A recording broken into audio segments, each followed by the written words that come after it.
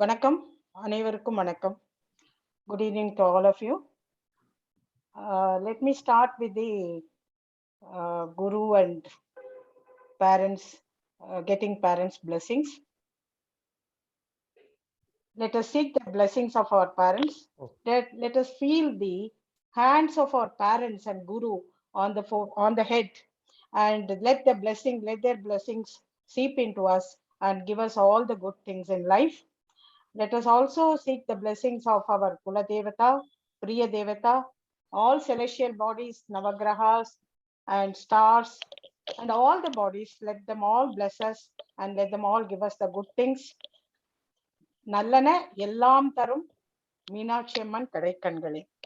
Let us go to the introductory class for the basic in English from VENMER. Let us first see what others say about astrology. I think that is very important because we always look up to others, what they say about astrology. This is one of the sayings which I like very much. Astrology is a language. Now we are very happy, whenever you are proficient in a language, you can communicate, you can become friends, you can be very well communicate with others. So you should learn as many languages as possible, they say. This is a special language. If you understand this language, the sky speaks to you. So this language, the sky itself, the heavens itself speaks to you, and you will be able to grow high. And what is the Albert Einstein, the greatest scientist we all know, he said astrology is a science in itself and contains illuminating body of knowledge. I think we should look at the word illuminating, because the word illuminating itself says that it is full of light. Light is the basic source of energy for the whole world. And he says it has taught me many things and I am greatly indebted to it. So that is those are the words from the great scientist Einstein we know of. I think we should also look at the words of a great astrologer, Varahamihira. There is no better boat than a horoscope to help a man cross the sea of life. I think all of us want to cross the sea of life, which is full of ups and downs, which is full of all types of waves, and which carry us up and which throw us down and so on. So this horoscope is one of the things which carries us very well across the sea. I think this we will come back in the end again. Next, I think astrology is an awesome subject, I say. Awesome is the word which says it is so great. Why is it great? Think of any other subject, say physics. Physics deals with so many material things in the world, including earth, sun and other stars. So those things are existing, material things. And what does chemistry talk about? Chemistry talks about the reaction between two things, or when a thing breaks up. So again, two material things. Biology talks about the living things growing and reproducing, and again material things. There is, I think, the one subject that deals with, there are two things in the world: the space, which is occupied by material things. The other one is the time. The only subject that deals with time is, I think, astrology. And not only astrology, we have started bothering about this time factor long back, and because we have technology forecasting, social forecasting, like in science, we were, there are countries which are against us, so-called enemy countries. So we have to know what are the weapons they are preparing, what is the type of missiles they are, what is the speed of their missiles. Then we have to forecast that and then produce the missiles according to that. So there, the technology forecasting started in Rand Corporation in USA. So there was technology forecasting. There was also technology for forecasting in identifying newer things in life, newer products, industrial products. And then came social forecasting. But this forecasting is entirely a subject which has grown over thousands of years, I think. And hence I call it astrology is awesome, because it deals with time. Time is not the main thing in life. It is the only thing in life. I think we need to understand that it is the only thing. And another thing that we need to understand is time is unidirectional. You cannot go back. There is no reverse gear in time. You have reverse planets, Rahu, Ketu, or even other planets, some other planets go on a reverse gear. or seem to go on a reverse gear. I think Venkateshwaran sir will tell us that it does not actually go in a reverse gear, but it looks like it is going in a reverse gear. So I think this is one of the only important thing, and that is why I'm fascinated by the subject called astrology. I think all of us should be fascinated, will be fascinated once we jump into it. This is again shows how the time and its effects are irreversible. The baby is born, it grows, and then you come to an age where you stand on a stick or you sit on a wheelchair. You cannot go back even 1 year before. That is the irreversibility of time. If we can intervene at any point at the age of child, give the right type of education. If you know how to know the right type of education and give to the child, or if you know how to find the right match for the child, or if you know how to get into a good job, right job for the child. I mean, the child or the person might have a number of talents, and if we can match the job with the person, I think that is one thing. That is one thing which we need to work. If we can intervene at the right points in life, we may not bother about the irreversibility of life. We will be happy that we have done the right things in life. I think this time is again connected with the. I'm not going into too much of into karmic connections, but I think the past, present, and future, it is not separate compartments. It is a continuum. One flows into the other. The past, we cannot say this till this moment it is past, because as soon as I say it, that moment becomes the present, becomes the past.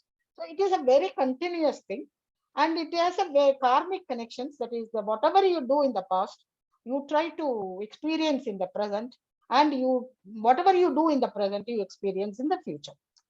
And so then the question arises: if something cannot be changed, why we should do? Why we should study this at all? We will again come back to that. What is astrology? Now the question comes: what is astrology?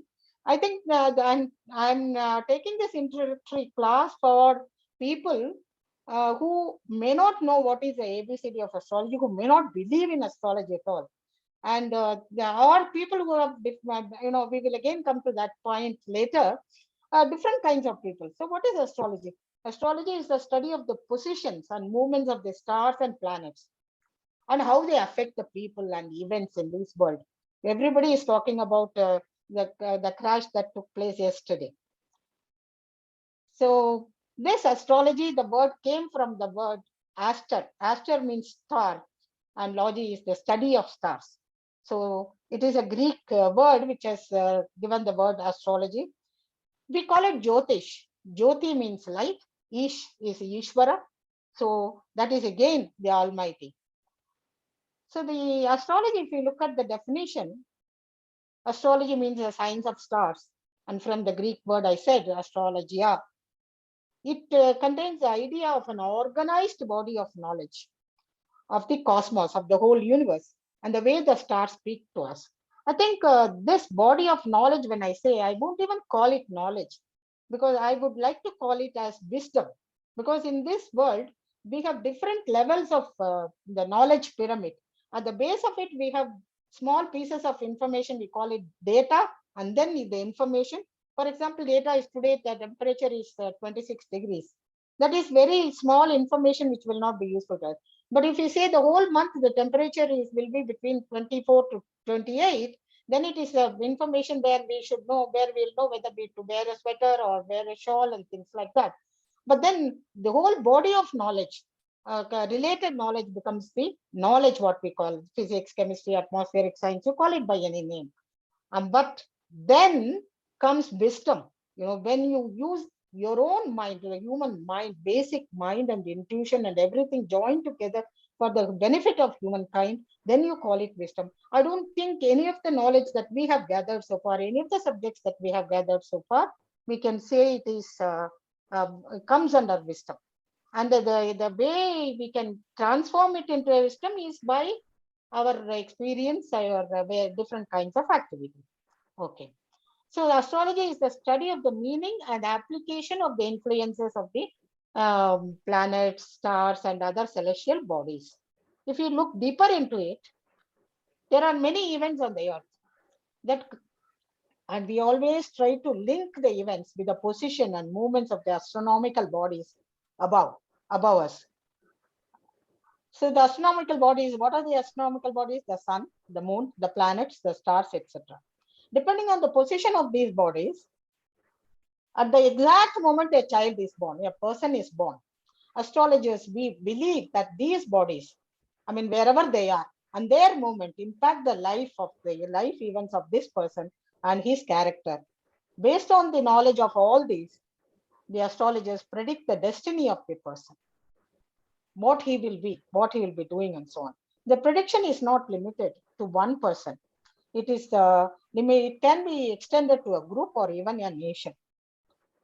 So the tools in astrology that we have are the 9 planets, 12 zodiac signs. Again, the same zodiac signs plays the role of 12 houses, 27 stars, and the division among these, the multiple divisions among these and their interplay is the game of astrology. Most of us at least have seen this picture in our classes in 6th, 7th standard, the planets, and how the earth is there, and on this side you have 2 or 3 planets, and on this side, and then there is a question whether sun is a planet, whether moon is a planet. I think the word graha started much before the word planet, I should say, as in science. So the graha is attraction, grahital. So it is the gravitational force which we are talking about, and it started much before that. So then you have the shadow planets, as they call it, the Rahu Ketu, where the intersection of the suns and sun's path and solar path and the lunar path, where they intersect. And I have it is shown here as the single life. The head of the head is on the side of Rahu, and the on the downside you have the tail, which is the Ketu. Then you have the signs as they exist. The signs exist in an oval path. The 12 signs that we call it, they exist in an oval path from Aries to Meena. But for our convenience, we have drawn it into a square with 12 divisions of dividing it into 360 degrees from Aries to Meena. And each division is 30 degrees, and then we can further divide it into so many kinds, and we will be, if you are fascinated, we will be studying all these things. So these 12 degrees from the zodiac signs, and the zodiac sign exists, as I said, in an oval format, but we have drawn it for our convenience, we have drawn it this way.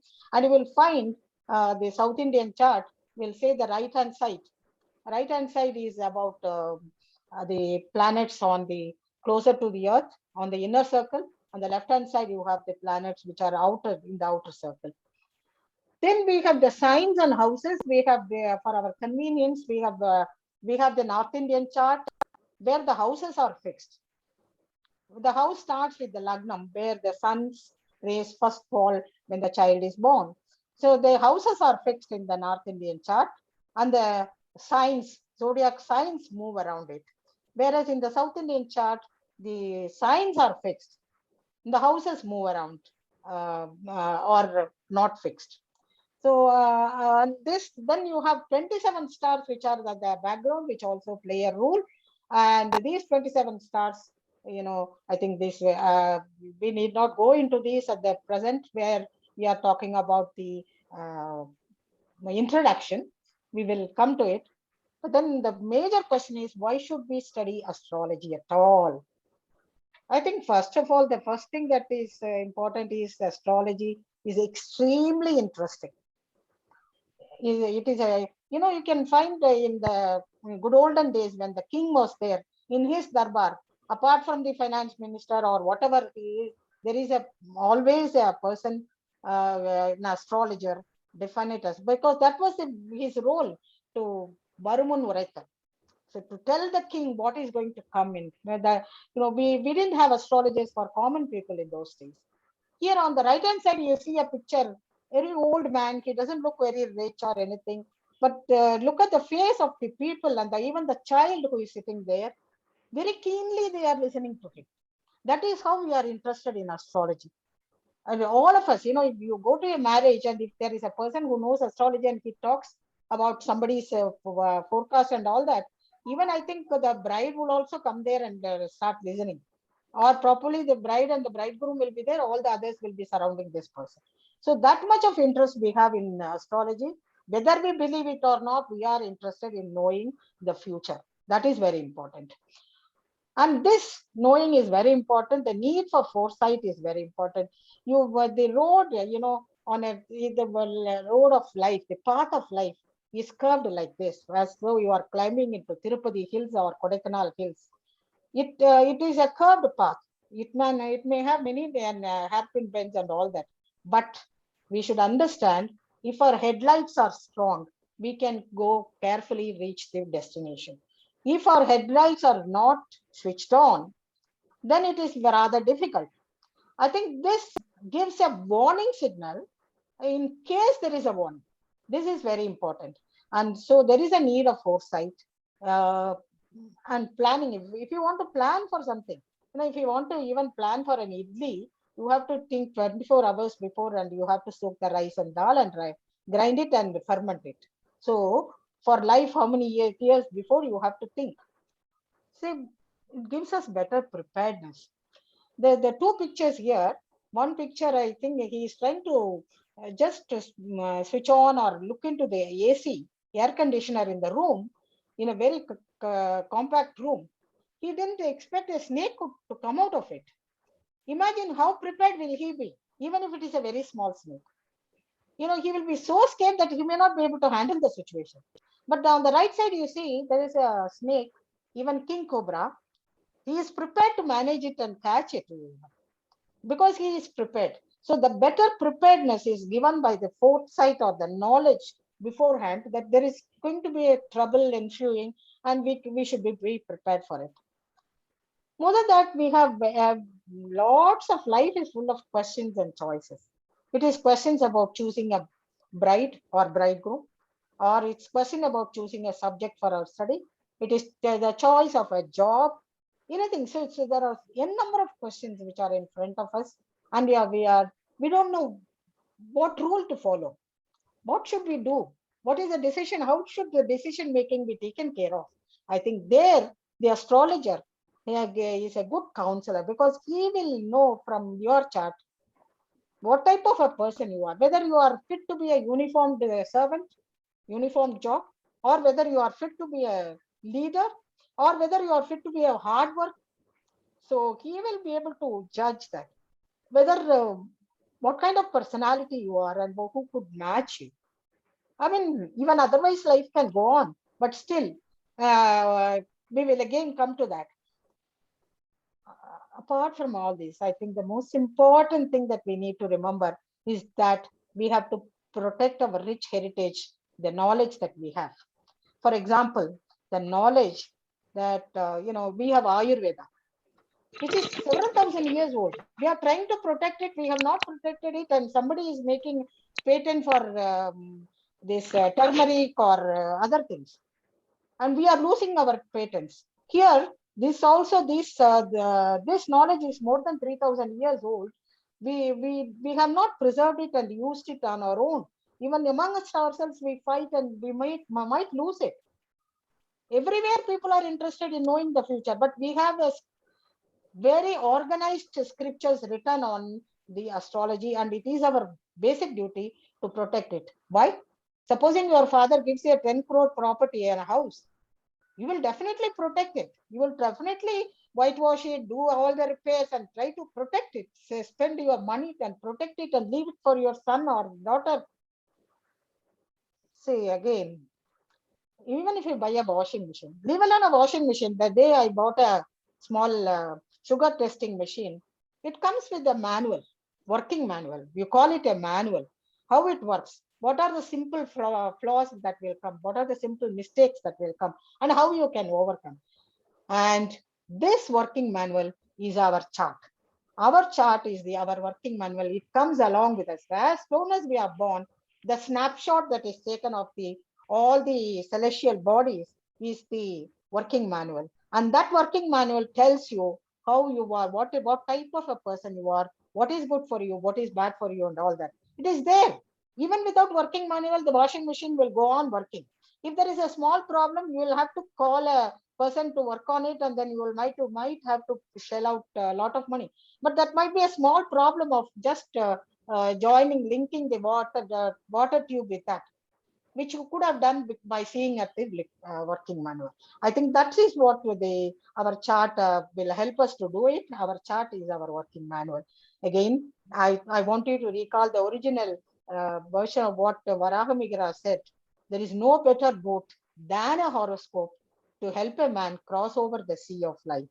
So the horoscope is the boat which will help us to go up and down, but still take us safely to the destination.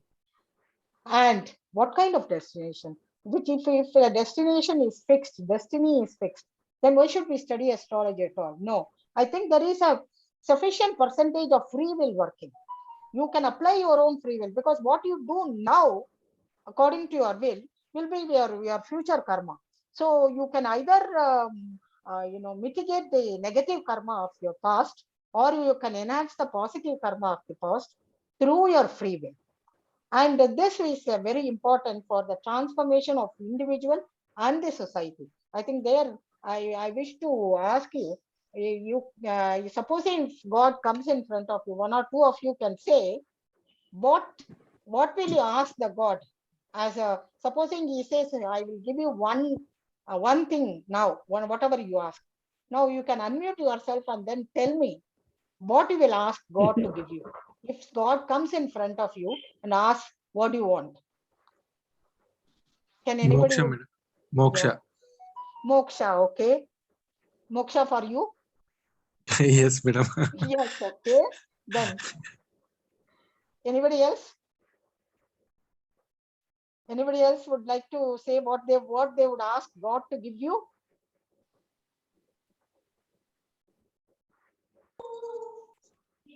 Anybody?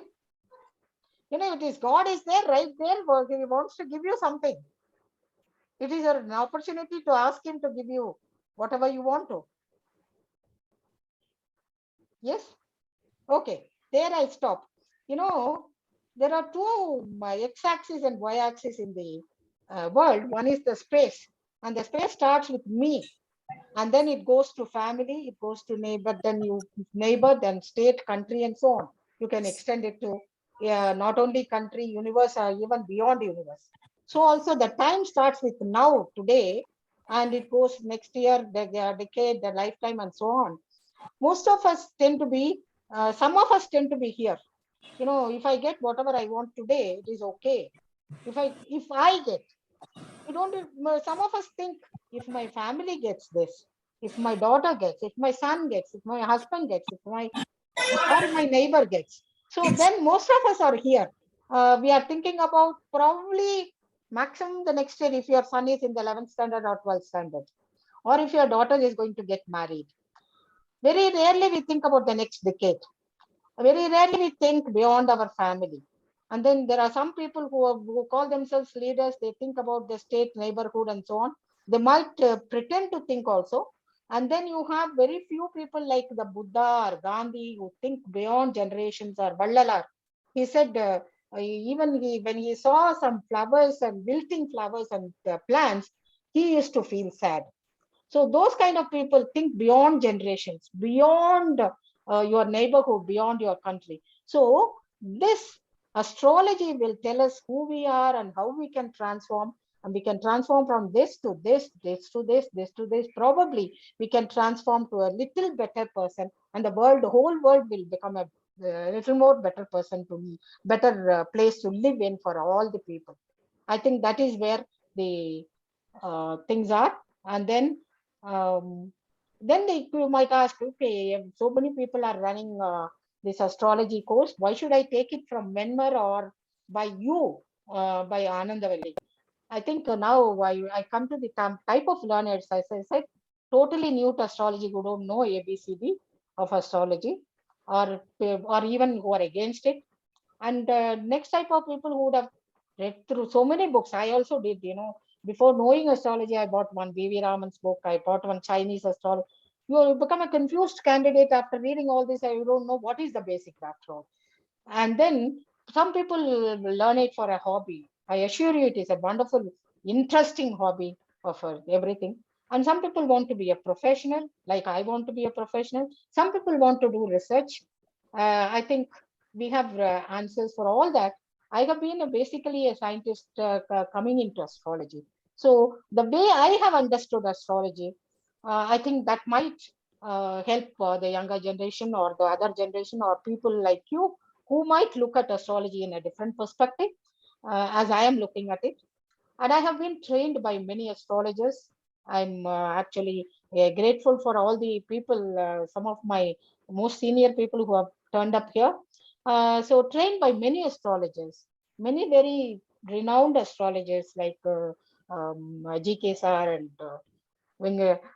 So, the I think the third point will come in the later.